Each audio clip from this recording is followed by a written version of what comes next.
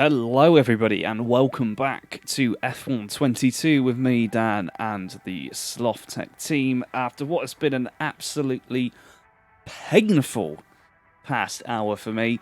I recently got an ultra-wide monitor and I've been trying to get it to record properly on F1, and oh my god, it has taken me forever to get this thing to work. Apparently, the issue is down to me using game capture. It doesn't like it. In fact, to the point where if you try to load F1 with game capture in Streamlabs, it just refuses to do anything. You get to the press any button to continue, and you just get stuck on a black screen. And then it crashes, which is just incredible. Once again. Anyway, to the matter at hand, renegotiated with Théo Pourchaire, because, let's be honest, we're not going to get any better. So we're going to go for the low-risk option, just because I just literally cannot afford to lose him. Thank goodness for that. Right, we've got him. That frees up $1.5 million for facility upgrades, which we probably cannot afford. Or we can get some there. I'm kind of in two minds, actually, at the minute. Do I want to save up for this? Or, well, just $4.5 million for any of the Spec 2 upgrades, because that will actually unlock a whole bunch of things. I think we're going to do that. Oh my god, we've lost Venturi tunnels. Oh. So the entire development package for the weekend has failed. Thanks, not. No, it's not Jeff. It's some other dude. Okay, well, 8 days. That's going to be, unsurprisingly, after the Grand Prix. Please don't fail. You have got to be kidding me. Oh my god. And I bet we don't have enough for this. You've got to be kidding. That was the... This is infuriating already, because that was the one thing that I needed to fix the performance issues. I don't even care about this. We're just going straight to the race weekend, and... Oh my god. That cylinder head was pretty much essential to this whole thing. And now we've lost it for, well, at least a little while. Let's have a look at how long it will take. Well, if we'll get it before the Belgian Grand Prix, well, that's something, but we do have to sit around Hungary. And look at the deficit we have now compared to even Alpine, who are supplying our engines. It's absolutely ridiculous. Let's get back over here and go to quick practice then. And we'll immediately just go off to qualifying pace, because we can get the quickest amount of points here. Oh, ERS. Right, okay, over to tyre management. Cool. Yep, there's another 60 points. We really could not afford to have had those 2 failures in R&D back to back. Oh, and the day just keeps getting better and better. Right, this weekend just keeps getting better and better. In fact, not really this weekend, this day, to be honest, in terms of getting anything, in terms of progress out of this game. Try and get some drag reduction at least. Oh my god. Right, well, it's going to be one of those, I think. 3 minutes, can we do anything at all? No, no, no. And we haven't even got to the new handling model yet. I will point out that I haven't even played the game since the update. Portimao just got installed before I launched the game. So at least that's back. But I haven't played with the new handling model that everybody seems to absolutely hate with a passion. So that should be fun when we get to that. We don't want weight redistribution. We'll get some rear downforce.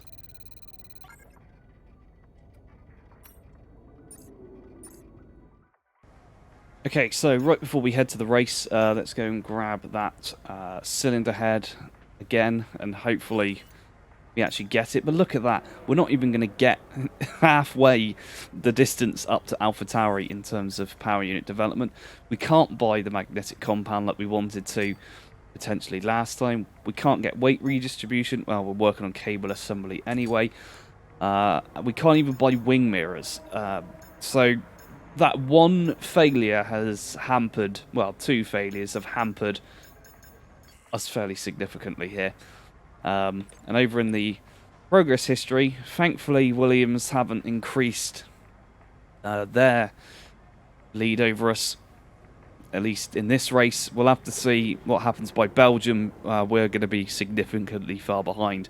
And I'm really, really praying we do not have regulation changes, because we do not have enough points to try and catch up there. Anyway, let's get on with qualifying.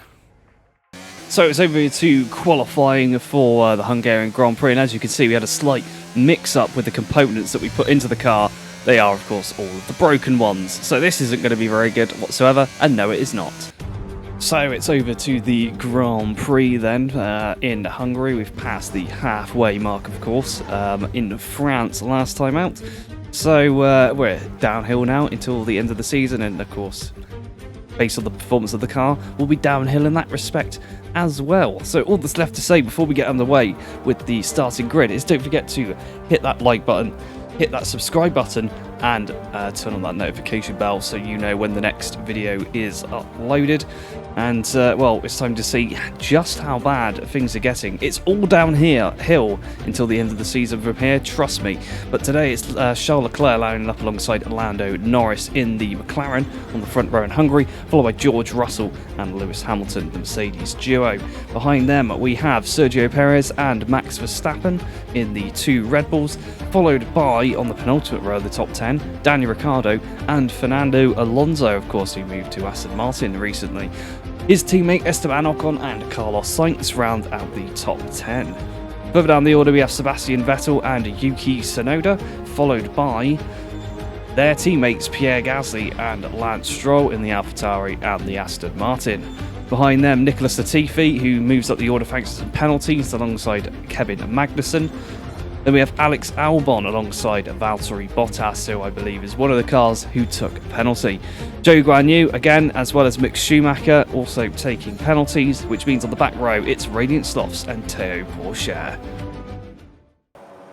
Well, here we go for the Hungarian Grand Prix. As I mentioned earlier, yes, it is downhill from here on out. It's not just because we've got a dodgy engine and all the components are worn, but because the entire season is about to take a turn for the worse, and this is the epicenter of it. Immediately as we come down to turn one, we're already miles away behind the rest of the pack. We do take a cheeky dive bomb up the inside of Zhou Guanyu and Mick Schumacher, two of the cars who are struggling here with some worn components.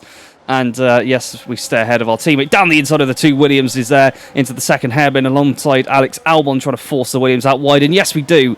Maybe with a little bit of contact, but we don't need to talk about that too much as we see a little battle going on up ahead and be right on board with a terrible short shift there.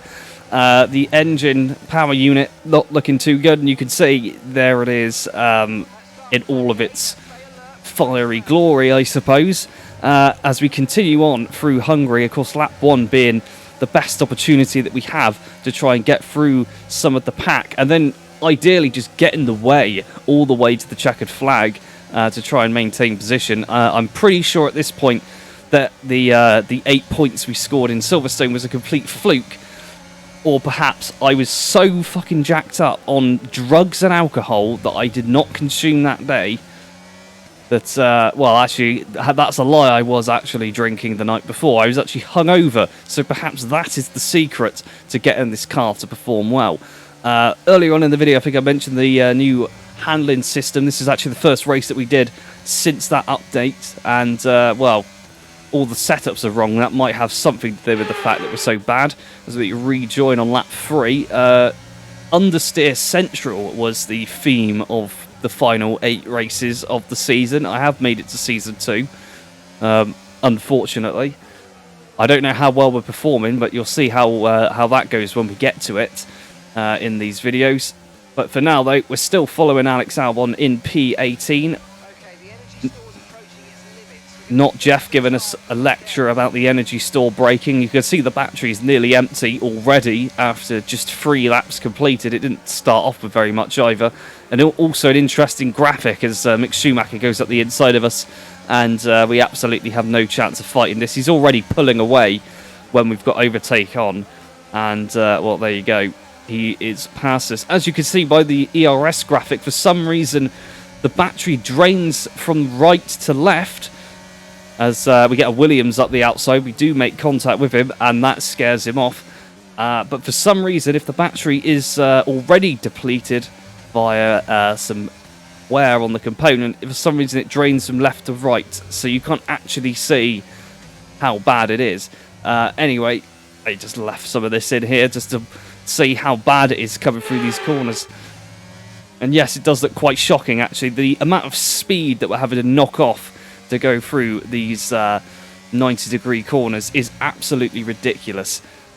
And although I have not actually done this circuit since I think the Co-op Career Season 1 in the Williams, I would say that this particular car is much, much worse than that. And at least in that Grand Prix, we can have some fun by smashing up half the field in a massive accident.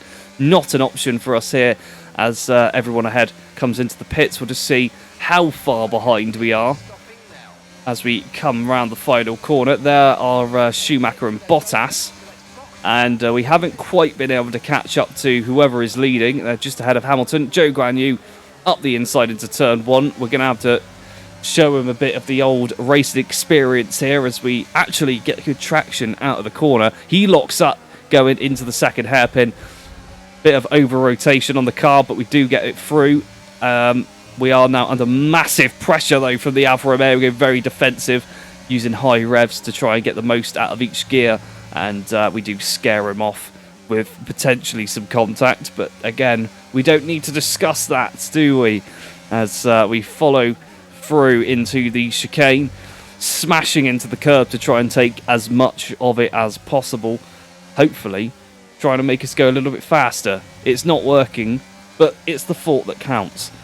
As up ahead, the rest of the field start to trickle into the pit lane. McLaren having a good run of things at the moment, starting P2 in this race. You'll see them up nearer the top over the next coming races. If you're a McLaren fan, then good for you, as we get the Haas of Mick Schumacher retiring, and we come round the final corner into the pit lane, at which point it looks as though our teammate is having a nice battle with Nicholas Latifi for the millionth time this season, and we trundle down the pit lane. At this point, having a brain fart as to which button was the pit interaction button, or limiter, or whatever we want to call it. And slight issue there, pulling away. We were late on the pull-in, and at this point I forgot how to turn the pit limiter off, so I thought, you know what, I'll just put this part in the video instead so that it won't make me look like an absolute idiot. As we come up, of course, behind Zhou Guanyu, which means that we are dead last, and we've probably got a flying hope of catching our teammate Théo Pourchaire, who currently sits around the midfield, surrounded by faster cars, and chasing down Nicholas Latifi, who is embarrassing to say is a much faster driver and in a much faster car than us. Hopefully we can put that to bed later on as we go on board with Mick Schumacher, the young version of Michael Schumacher, as he trundles to a stop there. Of course, he started at the back of the grid with some penalties. I guess he didn't change all of the components that he needed to, or he suffered from the curse of the 100% fixed component going into the car. Why didn't I just say the brand new component failing? That would have made much more sense. As you can see, the amount of oversteer we had coming around the final corner, or understeer, I'm not sure. It's both at the moment. We come out right alongside Théo Pourchaire into turn 1, being careful not to smash into him with all of our might. And up ahead, there is the god of all paid drivers, Nicholas Latifi, trundling away into the distance, which means, of course, that we've reached that part of the video. The pit lane drama has finished. We have dropped to the final 2 positions on the field. It is, of course, a race to the finish line, and we rejoin on lap 18. We are on fire. We have won the battle against our teammate Théo Pourchaire as he slowly shrinks into the background, perhaps having some reliability problems of his own. For us, though, we get to trundle around and do something new on the channel, which is choke out and murder some Hungarian people. Usually it's either Mexicans or Spaniards that we have this issue occurring, and end up killing half of the crowd. But on this occasion, it's the Hungarians who get to enjoy the fumes coursing through their lungs, causing all manner of horrible diseases and potentially some difficulties later in life. But yes, what a horrible Grand Prix, and little did I know at the time this would be the first of many horrible Grand Prix.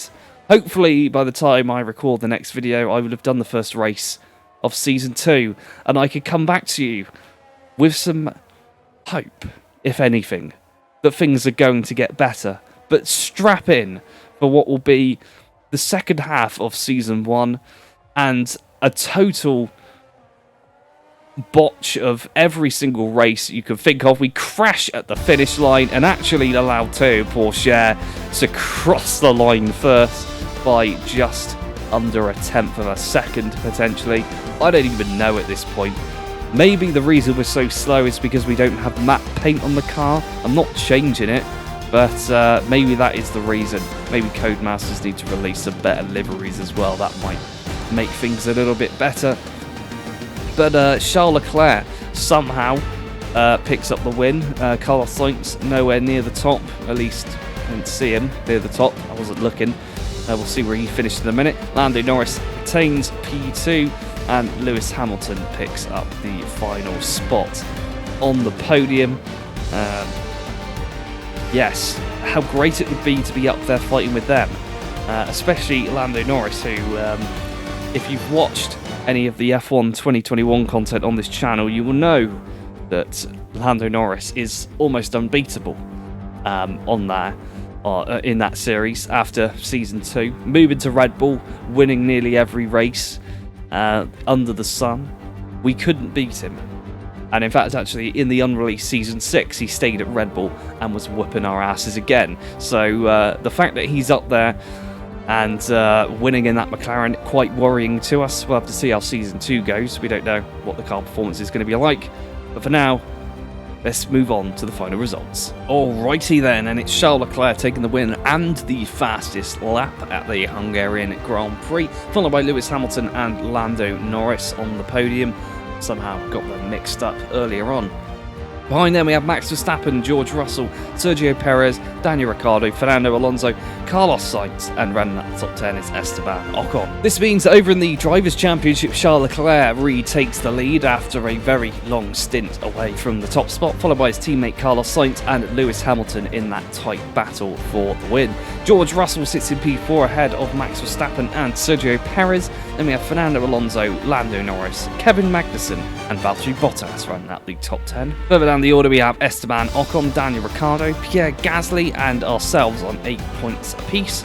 Then we have Mick Schumacher in the Haas, Yuki Tsunoda, Sebastian Vettel, and he rounds out the final point scorers.